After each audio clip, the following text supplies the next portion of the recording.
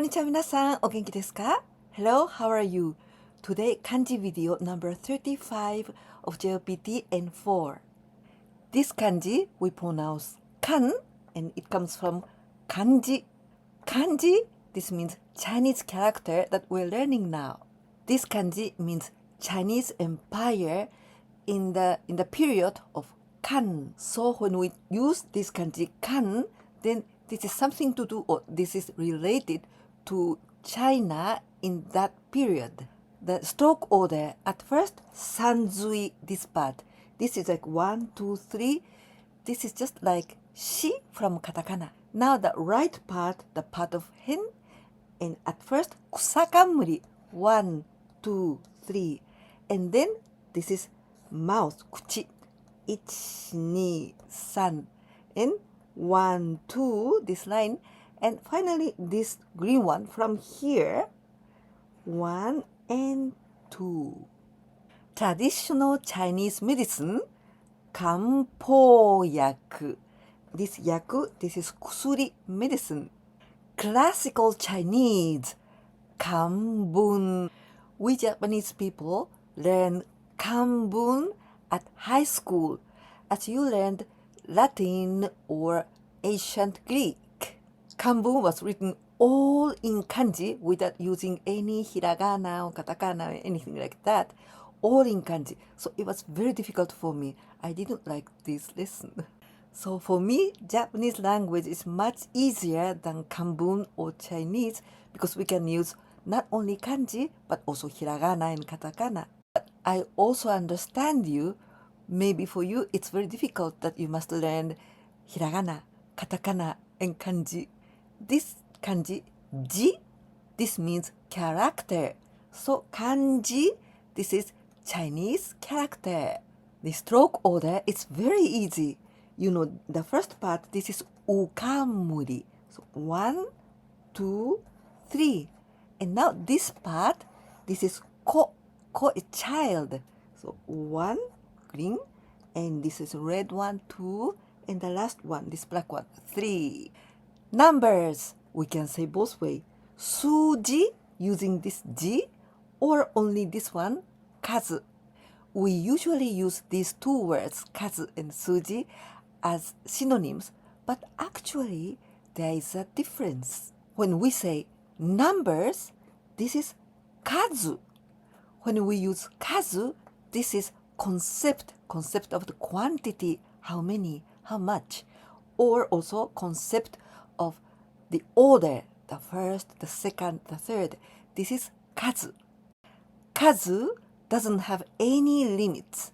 If we add one more, then there's another kazu. So it means this is limitless.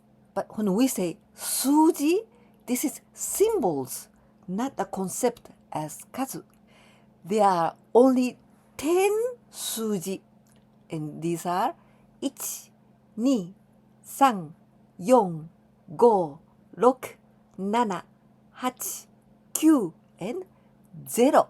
It means using these sujis, we can express kazu. In English, you translate suji as numeral. To express the concept of numbers, 654,000. In Japanese, 65,4,000. We use only 4 numerals, 6, 5, 4, 0. These 4, these are suji, numerals, to express this number, kazu, 65,4,000. In the red, deficit, akaji. We use here this word, aka, it means red color. But when we want to express that some letters written in red color, but I don't want to say deficit. This is konnichiwa, but in red color. In this case, we must use this aka as adjective and akaiji. This is akaiji. Surplus, in the black. Kuroji, kuroji, brave. For blind people, this is tenji, tenji. Ten can mean dots. So they are dots, they are ten. So the character expressed with these dots, this is braille. Typography, printed words. Katsuji. Katsuji. This kanji means sentence, and we usually say bun, but we can also pronounce as fumi or mon. The stroke order is very easy. At first, this red line, 1 and 2, this black one, going a little bit up. And now the third one, this blue one, from here, like this. Then green one, the last one, like this. Here we pronounce a little bit irregular and we say mo. Moji. This means letters. We usually say letters ji or moji, but there is a difference. When we say ji, this is wider meaning than moji.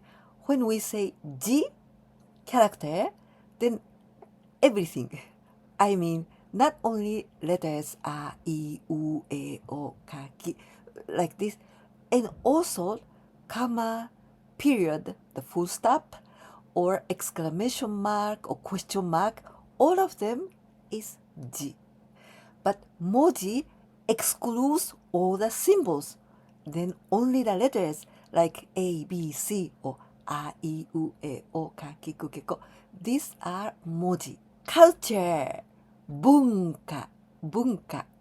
To express Japanese culture, you can say in both ways, Nihon bunka or Nihon no bunka. Both are correct. Civilization, bunmei. This kanji, this is akarui. Akarui, it means bright. Then bun, sentence. So using sentences, everything is brighter and everything is clear, not in the darkness. So this is civilization, bunmei. Literature, bungaku. Gaku, this is from gakko, school, and also manabimasu, to learn sentences. Bungaku, literature. Essays, sakubun. This kanji saku, tsukurimasu, to make. So sakubun makes sentences. Actually, writing sakubun, writing essays, this is really very good way to learn languages. To order, to place an order. 注文します. Nowadays, we use this 注文します very often because we buy many things online, right? So 注文 or 注文します. This is very useful to learn. This kanji comes from this verb 教えます to teach. We can pronounce like 教える or 教わる or 今日. The stroke order, at first, this one like 土, the soil. 1, 2, 3. And then this green one, like this, like no, like this. And now this part, this is ko, child. So 1, 2, and the last one, this blue one, you must go up like this. Now the right part, the part of tsukuri. At first this one, 1, 2, and now we are going to cross the black one, 3, and the last one, this blue one, crossing like this and long line. Classroom at school. 教室. Textbook. 教科書. Kanji meaning 書, this is 書きます to write. So this is something written to teach 教えます and か this is like science or any knowledge.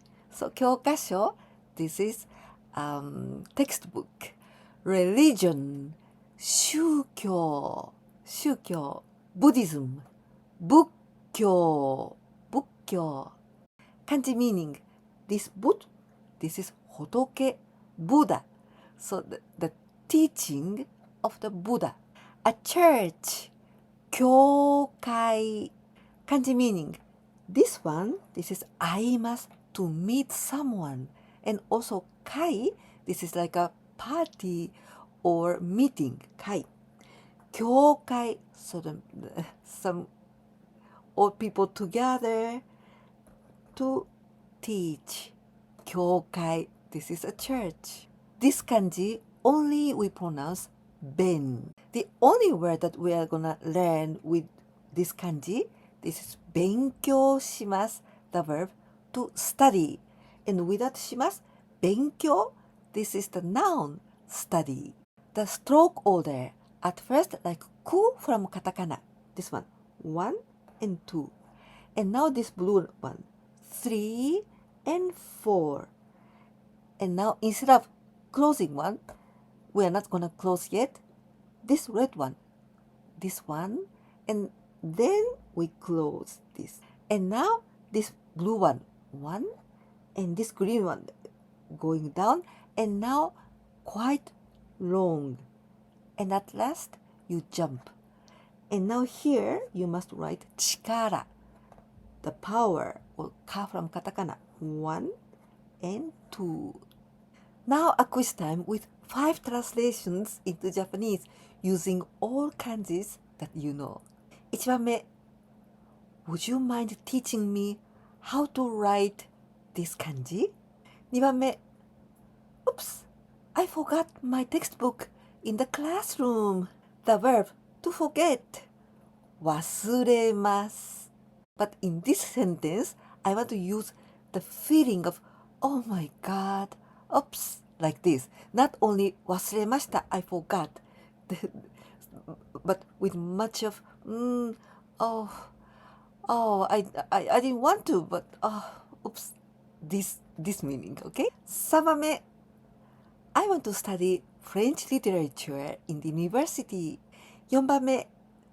My grandmother sometimes takes traditional Chinese medicine. Sometimes. 時々. 5番目. I'm too lazy today. So let's order pizza. It's a hassle. It's tiresome. I don't feel like doing anything. I'm too lazy for doing something. All of this, めんどくさい. But in many occasions, we don't say, so めんどくさい. This is e adjective. Even we shouldn't use this word so often, but actually we say it so often. I'm too lazy to do this. It's tiresome. It's tedious. めんどくさい. There are only some more to learn kanjis of JLPT N4. And it is really normal that you forget some kanjis that we've already learned. But don't worry, there are videos, so you can go back to these kanjis. If you liked this video, please don't forget to give me a like. And if you share my videos with your friends, you know that you help me a lot. And if you didn't subscribe my channel yet, please do it so that you can learn Japanese with me like this. いかがでしたか？今日もまた新しい漢字を5つ覚えました。4級の漢字もだんだん終わりに近づいていますね。一度覚えた漢字でも忘れてしまうことはありますよ。それを私だって忘れちゃうことがたくさんあります。でも心配しないでね。忘れちゃった場合はまたそのビデオに戻ってもう一回見直してください。今日のビデオの中で面白い比較、それは比べるということです。2つの言葉を比べることをしましたよね。例えば数と数字の違い、そして字と文字の違い、ほとんど同じ意味で使ってもいいんですが、詳しく見るとそのある違いがあるんですよね。だからそのことをビデオで説明したからちゃんと見てくださいね。このビデオが気に入ってくださったら、ぜひいいねボタンとチャンネル登録も忘れないでお願いいたします。そしてぜひ私のビデオをお友達に紹介してください。私のチャンネルはほとんど知られていないので、本当に助けてくださったら嬉しいです。ではまた次のビデオでお会いできるのをとっても楽しみにしています。絶対に来てね。じゃあね、バイバイ。